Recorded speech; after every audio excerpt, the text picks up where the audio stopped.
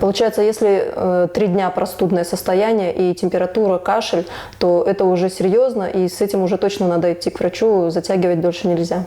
Да, ну если кашель достаточно длительный, 37,2, или фебрильная температура, когда подъем температуры 38,5 на градусники и выше, то это чаще развитие как осложнение пневмонии. Если лечиться на дому, то можно получить перечень осложнений вплоть до летального случая. Да, я считаю, затягивать уже не стоит, нужно обратиться к доктору. Любая ситуация может быть спровоцирована и ухудшиться. Мы не знаем, что за 3 дня могло измениться. Чаще всего самое частое осложнение, которое бывает при таких простудах, это пневмония. То есть каждый 5-й пациент может быть? 5-6, наверное, так. Когда температура длится 3, 4, 5 дней, он требует не просто наблюдения, он требует уже помощи с назначением дополнительной антибактериальной терапии, ну, соответственно, по результатам анализов. Скажите, пожалуйста, если, например, простыл, допустим, да, и температура, 38, и кашель где-то уже 3 дня, то что посоветуете в такой ситуации? Я посоветую обратиться к доктору или вызвать врача на дом, если есть такая возможность.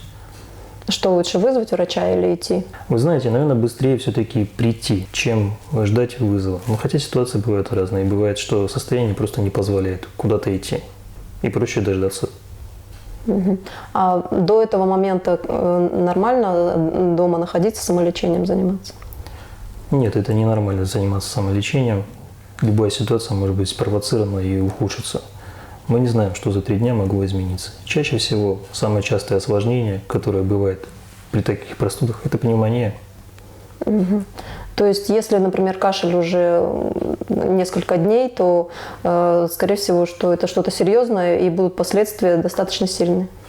Да, поэтому нужно обратиться к доктору, чтобы он мог послушать, оценить и, если нужно, тут же принять решение, будет такой пациент лечиться дома дальше, и ему потребуется дальнейшая помощь где-то уже в стационаре.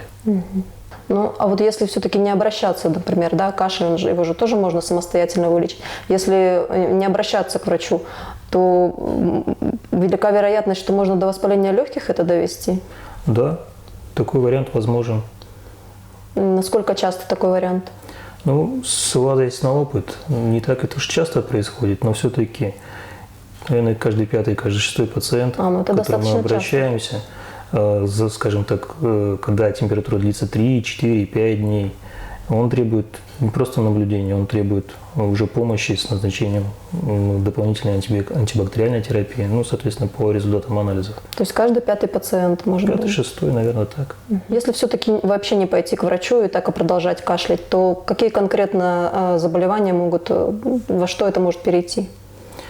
Ну, если кашель достаточно длительный и сопровождается температурой, субфебрильная, когда это 37, 37,2, или фебрильная температура, когда подъем температуры 38,5 на градусники и выше, то это чаще развитие как осложнение пневмонии. А пневмония, что это такое конкретно? Пневмония – это воспаление легких. И такая ситуация требует, конечно же, уже помощи. Воспаление легких, это чем это грозит? Это госпитализация? Воспаление легких грозит именно госпитализацией. Если лечиться на дому, то можно получить перечень осложнений вплоть до летального случая. А какие еще осложнения конкретно могут быть? Какие осложнения? Ну, возможно, развитие, допустим, плеврита, когда пациент начинает ощущать боль при кашле и при дыхании, когда одна половина грудной клетки, скажем так, болезненно даже при вдохе. Соответственно, такие ситуации тоже требуют помощи и оказания врачебной помощи уже в стационаре. То есть это уже можно заработать себе такие достаточно сильные, скажем так, неудобства, когда прямо уже больно будет, в принципе, дышать? Да, но чаще всего, когда такие проявления наступают, люди обращаются все-таки в Да, больницу. и все это может из-за обычной простуды произойти? Да, это может произойти из обычной простуды. Получается, если 3 дня простудное состояние и температура, кашель, то это уже серьезно, и с этим уже точно надо идти к врачу, затягивать дольше нельзя? Да, я считаю, затягивать уже не стоит, нужно обратиться к доктору. Большое спасибо, всего доброго, до новых встреч. До свидания.